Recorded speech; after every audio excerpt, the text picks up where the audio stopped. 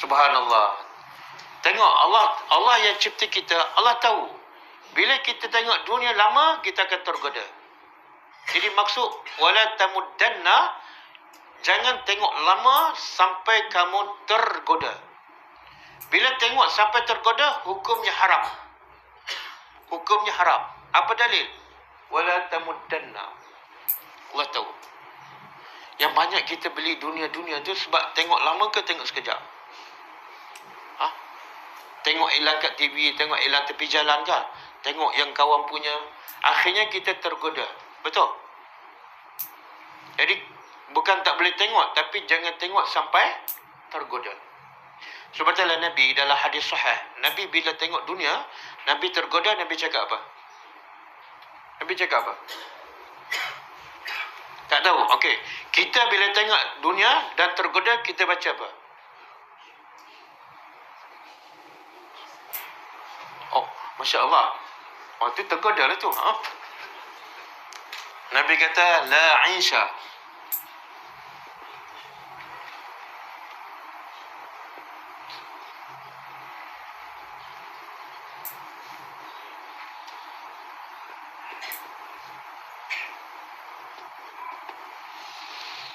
Bila Nabi tengok dunia ni, tamuddanna, Allah kata jangan tengok sampai tergoda.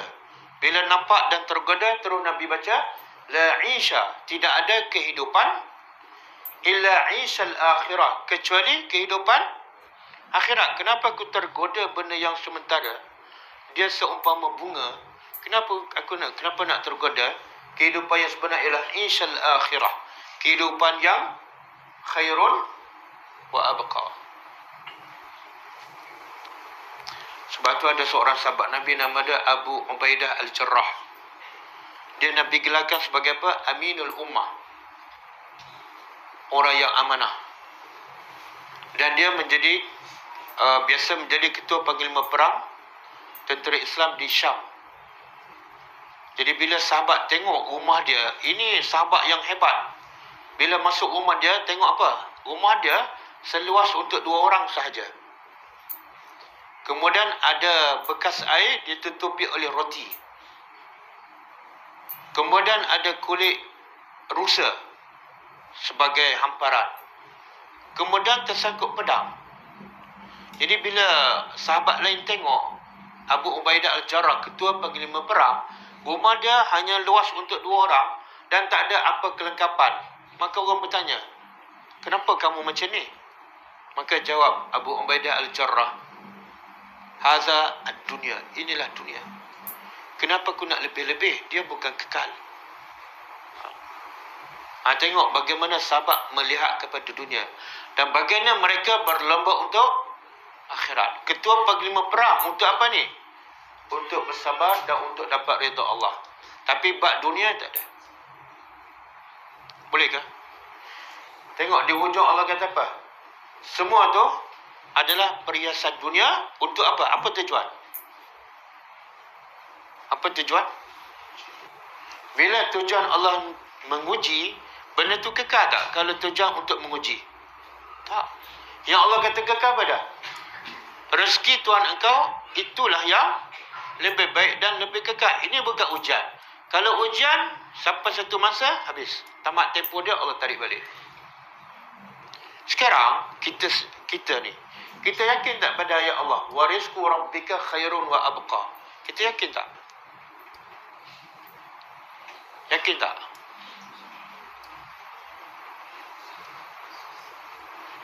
Yakin tak? Jawab je. Kalau jawab, saya bagi soalan kedua. Yakin? Dia antara pergi kerja dengan pergi masjid salat subuh berjemaah, yang mana lebih ramai? Yang mana lebih ramai? Maknanya jawapannya majoriti tak yakin apa yang Allah cakap. Betul? Majoriti tak yakin. Salat subuh berjemaah, salat sunat pun dah lebih baik daripada dunia kan. Tapi berapa kerat je pergi. Maknanya dia tak percaya ni. Warizqu rabbika khairun. Salat Jumaat pula, salat subuh berjemaah, pahala dia apa dah? Seperti mendirikan salat malam.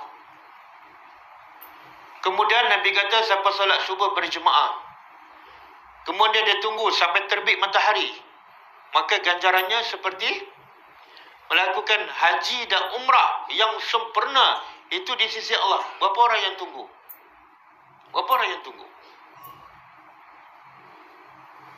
Cuba angkat tangan.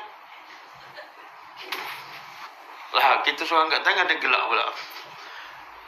Dalam seminggu yang lepas, berapa orang yang lepas salat subuh di masjid, dia tunggu sampai terbit matahari. Pahala dia haji dan umrah yang sempurna. Dalam seminggu yang lepas, saya tak tanya setahun. Angkat tangan. Apa dah? Ada kuliah subuh? Tak, dia tunggu sampai terbit matahari, kemudian solat 2 rakaat. Ramai yang tunggu kuliah subuh, bukan solat 2 rakaat, pergi makan nasi lemak. Saya tengok sendiri, ramai yang tak solatkan. Tak apalah, yang kuliah subuh lain cerita. Tapi dalam seminggu yang lepas, berapa orang yang lepas solat subuh, dia tunggu? Angkat tangan. Jangan kata nanti riak, cakap je. Dia kalau kita menjawab soalan bukan riak. Yang riak ni apa dia? Orang tak tanya, dia beritahu. Itu riak. Nabi pernah tanya sahabat di waktu pagi, siapa kalangan kamu yang solat sunat,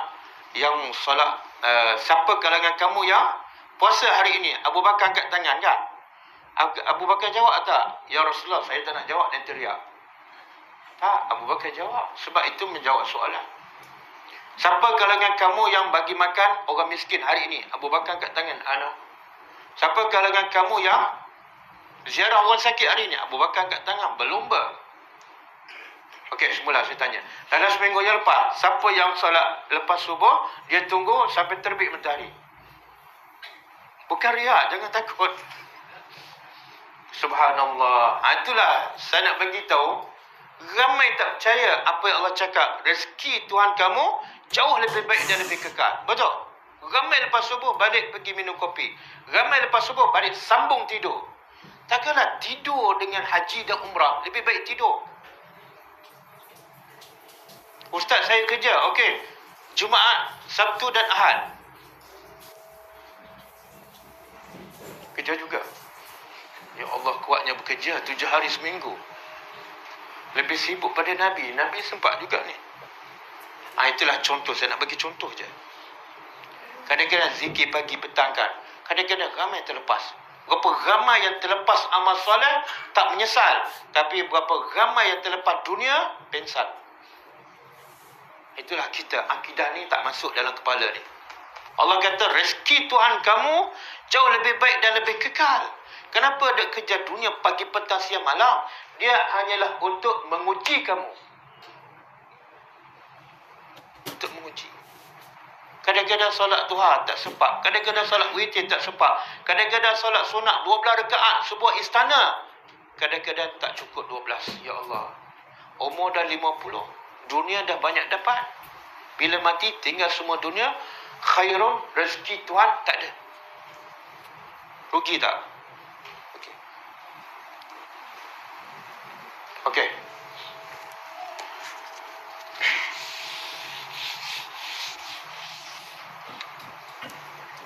Kemudian Allah kata wa'mur, dan suruhlah ahlaka, ahli keluarga engkau, bis salati, dengan salat, wastabir, dan hendaklah sabar atasnya. Okey, cuba tengok turutan ayat. Yang sebelum ni Allah suruh apa? Suruh sabar dan salat. Allah suruh siapa ni? Kita lah. Sekarang ayat ni Allah suruh siapa pula ni? Allah suruh siapa ni? Yang ni Allah suruh kita solat. Yang ni Allah suruh kita suruh anak kita solat. Boleh faham? Kenapa pula? Kenapa? Satu, Allah nak bagi tahu kalau kamu solat saja, anak kamu tak solat, kamu ada masalah. kamu tak akan bahagia. Bahagia tak kita berjawatan besar, kita jaga solat, kita pergi kuliah, kaki masjid, anak tak solat kat rumah. Bahagia tak hati? Tak bahagia. Tak bahagia. Sebab itulah Nabi Nuh bila anak dia lemas, dia kata kepada Allah, wahai Tuhan, engkau janji nak bantu aku. Tak bahagia sebab anak, walaupun bukan salah dia. Allah nak bagi tahu, kamu tak akan bayar ke kamu solat sorak-sorak. Kalau kamu pergi masjid sorak-sorak, kalau kamu pergi kelas sorak-sorak, anak kamu terbiar, kamu tak akan bahagia. Jadi nak bahagia, kamu solat. Yang kedua, suruh anak kamu solat. Dan kalau lepas suruh, Allah perintah yang seterusnya apa dia? Sabar. Kenapa kena sabar? Kenapa kena sabar? Kenapa kena sabar? Kita nak suruh anak kita pergi sekolah dengan nak suruh solat, mana lebih susah? Solat. Walaupun solat di rumah, sekolah jauh juga kan? Walaupun solat 10 minit, sekolah 5, 6, 7, 8 jam. Jadi sebab tu kita kena sabar. Berapa lama kena sabar tu? Nabi perintah kita didik dan ajar anak kita solat daripada umur berapa tahun? Umur 7 tahun. Kemudian pukul. Jadi berapa tahun kita kena sabar tu? Jangan pukul. Umur 10 tahun baru pukul. Berapa tahun kita kena sabar tu? Cakap, didik, tegur, jangan pukul. Berapa tahun? 3 tahun. 3 tahun baru boleh pukul. Kadang-kadang kita pertama tak ajar ketika umur 7 tahun. Yang kedua, ajar sekejap dah pukul. Dua-dua tak betul. Betul tak? Ini masalah kita.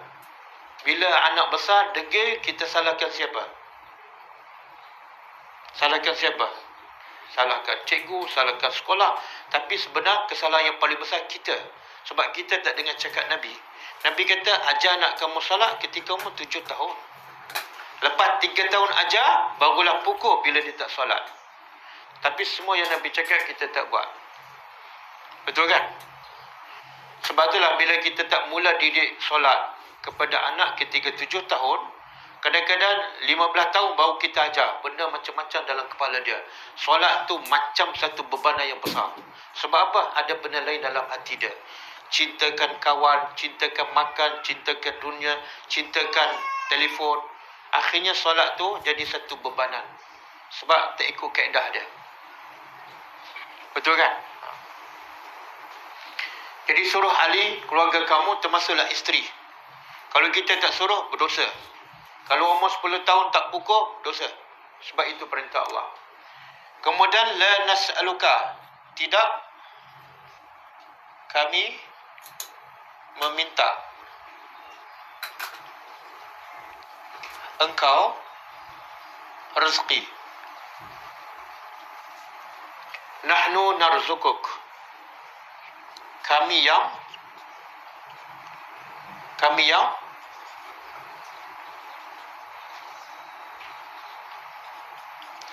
okey, apa yang Allah nak bagi tahu ni? Lepas Allah perintah kita suruh anak solat, yang kedua Allah kata sabar, yang ketiga Allah kata apa? Kami tak minta daripada kamu rezeki. Apa yang Allah nak bagi tahu? Sebab kita ni biasa kalau kita kerja dengan orang asyik suruh kita aja. Mana dia ada kepentingan tak? Dia ada kepentingan tak? Adalah. Walaupun dia bagi gaji pada kita, tapi yang dapat habuan besar dia. Betul kan? Sebab tu kita rasa berat. Kita rasa berat je bila bekerja dengan orang. Kenapa? Kita yang berat bekerja, kita yang penat, dia yang untung banyak. Jadi rasa berat je, rasa malas je. Maka Allah nak betulkan cara berfikir. Itu kamu bekerja dengan manusia. Tapi bila kamu bekerja dengan aku suruh kamu salat, bukan untuk aku. Bahkan aku bagi pula rezeki pada kamu. Kenapa malah solat? Kalau kamu malah bekerja dengan orang sebab orang tu ada kepentingan, okey. Tapi bekerja dengan aku tak dapat apa-apa. Bahkan kamu yang dapat, aku sentiasa bagi rezeki. Bahkan wa may yattaqillah yaj'al lahu makhraja wa yarzuqhu Lagi aku bagi rezeki yang tak disangka. Kita bekerja dengan orang kan? Pernah dapat tak rezeki tak disangka? Pernah tak? Kerja dengan mana-mana syarikat. Gaji 10,000, tiba-tiba bulan tu dia bagi 100,000. Pernah? Pernah ke tak? Tak pernah kan? Sebab apa? Sebab manusia tak mampu bagi lebih pada yang dijanji. Kadang-kadang yang dijanji pun dia tak bagi. Betul kan? Tapi Allah mampu tak nak beri lebih pada yang dijanji? Mampu, sebab dia pencipta langit dan bumi. Tapi kita tak yakin. Sebab tu bila tak yakin, kita buat solat cincai. Sebab kita rasa apa? Untuk Allah. Kita tak rasa untuk kita. Bila baca Quran, berapa jam? Bila baca Quran, berapa jam? Baca ke tak ni? Baca. Berapa lama? Paling lama dalam satu hari. 1 jam. 23 jam lagi baca apa? Ha? Oh, kerja lain. Kerja apa tu? Boleh senarai tak? Subhanallah. Kita kerja lain. Kita bukan ulama. Imam Syafi'i, dia ulama. Tapi dia boleh khatam sekali sehari. Kalau dia khatam sekali sehari, berapa jam dia baca Quran? Berapa jam? Agak-agaklah kita dengan Imam Syafi'i mana lebih sibuk? Haji, mana lebih sibuk? Sibuk Imam Syafi'i. Tapi dia boleh khatam 30 juzuk. Kita 1 jam, 1 juzuk tak habis tu. Ya Allah, sibuknya kita. Kenapa 1 jam? Yang tak baca langsung, lagi teruk, lagi teruk. Siapa tak baca Quran hari ni? Angkat tangan. Siapa yang baca Quran hari ni? Jangan angkat tangan. Tak, muhasabah. Quran ni nak ketuk kita, nak tegur kita. Kenapa kamu tak ada masa untuk baca benda yang terbaik untuk kamu? Bukan untuk Allah. Bahkan aku bagi rezeki 1 huruf 10 pahala lagi. Kenapa tak boleh buat benda yang terbaik untuk kamu? Kenapa Syed tak ada masa je untuk kamu?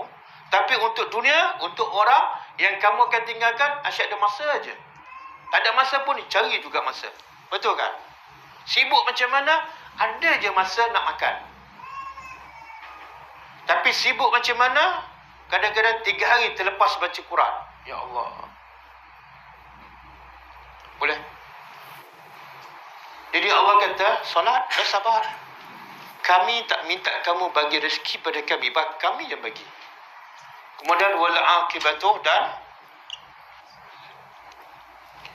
akibat. Apa makna akibat? Akibat ni dah jadi bahasa Melayu. Kalau nak terjemah Melayu apa dia? Apa dia? Ini kelebihan orang Melayu. Dia ambil bahasa Arab sampai dia lupa bahasa dia. Apa kelebihan? Akibat kesudahan kan? Dan kesudahan yang baik adalah littaqwa, untuk takwa ataupun untuk orang bertakwa. Jadi kamu dapat dunia banyak macam mana pun bukan kesudahan yang baik. Kesudahan yang baik ialah bila kamu boleh bertakwa di mana-mana saja kamu berada. Masuk waktu berhenti solat, kamu yang terbaik. Walaupun kamu miskin. Okey? Boleh?